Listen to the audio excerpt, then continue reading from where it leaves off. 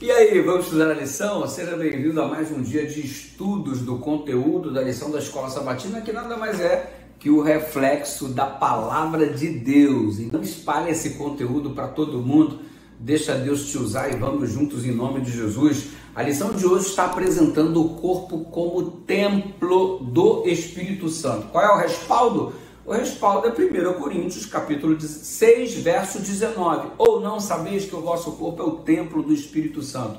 Ei, o teu corpo não é uma lata de lixo para você jogar tudo que não presta aqui dentro. Cuida dessa tua saúde, meu filho. Você não é uma lata de lixo. Preocupe-se com o que você vai comer. Por quê? Porque você não é uma lata de lixo. Você é o templo do Espírito Santo. Então segue a dica. É menos açúcar, muito menos gordura, não ingerir uma quantidade absurda de sal e não usar drogas. Você não sabe que os 3 pós brancos mais destrutivos da Terra são açúcar, sal e cocaína? Presta atenção nisso daí, hein? Mas enfim, detalhes à parte, o corpo é o templo do Espírito Santo e é um corpo emprestado. Se liga, o que é emprestado, você tem que dar conta pro dono, meu lindo. Então você pega isso daqui, faz o que você quiser, depois você vai ter que prestar contas para o dono que te deu este corpo para você ser gente. Então note, não foi você que criou este corpo. Alguém criou este corpo para você e nós somos responsáveis por zelar por aquilo que Deus nos deu. Muito bem, diante dessa perspectiva, o corpo como templo do Espírito Santo, temos que encarar o fato da cultura dualista espalhada para o mundo todo pelos gregos. E o que os gregos diziam? Diziam o seguinte, que o corpo é mortal e a alma que tem dentro do corpo é imortal. Já vimos ao longo desse trimestre que isso aí não funciona, que alma é o resultado do corpo e espírito. Espírito é o fôlego de vida que Deus te deu e alma é o resultado da junção do pó da terra com este espírito, ou seja, é um todo indivisível. Mas os gregos dividiram nesse processo dualista. Alma, independente do corpo, tem vida plena. O corpo se acaba, mas a alma fica por aí. E aí isso impregnou, inclusive, o cristianismo de um modo absurdo. E ainda veio por cima aí a doutrina panteísta, né? De que Deus está em todas as coisas. Enfim, que Deus é todas as coisas, que Deus é a árvore, que Deus é o animal, e que Deus é o rio, e que Deus é a estrela, que Deus é o sol. Ei!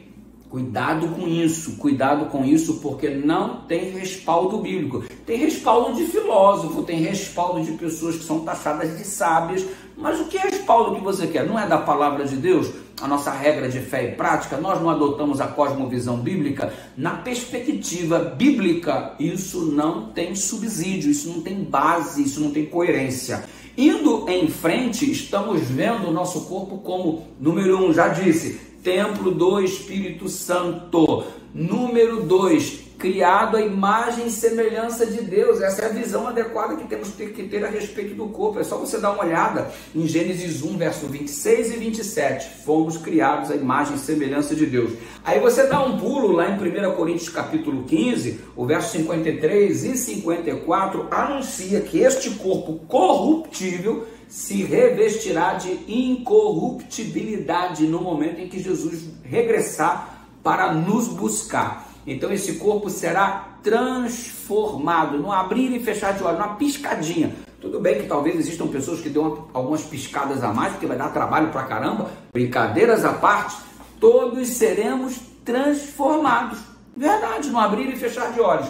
Ou seja, o corpo que está deteriorado pelo pecado será restaurado à sua plenitude original. Isso não é maravilhoso? Então, corpo, a imagem e semelhança de Deus. Corpo, templo do Espírito Santo. Corpo será restaurado, que é corruptível, revestido de incorruptibilidade.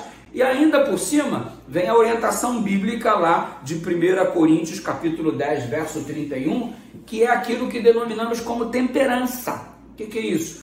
Portanto, quer comais, quer bebais ou façais qualquer outra coisa, fazei tudo para a glória de Deus. Sabe o que isso significa? Que quando você cuida da sua saúde, você está fazendo para a glória de Deus, porque é o corpo que Ele te deu, é o corpo que Ele criou. Você glorifica o nome do Senhor cuidando do seu corpo. Que coisa linda, né? Então presta atenção, cuidar da saúde tem muito mais a ver com vida cristã do que a gente imagina. Tem gente que acha que vida cristã é só oração, faz parte, a respiração da alma chama-se oração.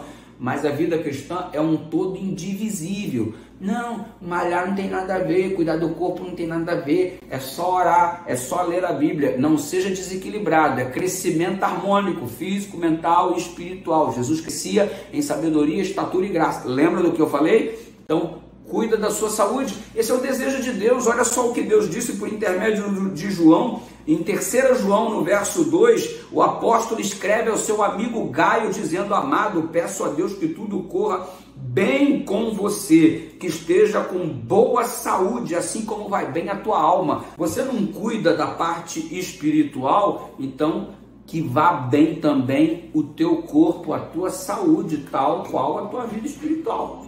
Foco nisso daí. Vamos abrir a nossa visão, é a cosmovisão divina, gente, revelada na palavra de Deus, tá bom? Agora é claro que você precisa ser equilibrado em todas as coisas. Lembra que a gente falou isso ontem? Malha demais, ora de menos. Ora demais, cuida mal da saúde. Não dá, tem que ser equilíbrio. Estuda, ora, trabalha, administra o seu tempo. Isso que você foi colocado para ser administrador, mordomo de Deus nessa terra. Ora comigo. Pai querido, dá-nos sabedoria para administrar a vida que o Senhor nos concedeu. E como disse o apóstolo Paulo, portanto, quer estejamos comendo ou bebendo, que façamos tudo para a glória do Senhor, em nome de Jesus.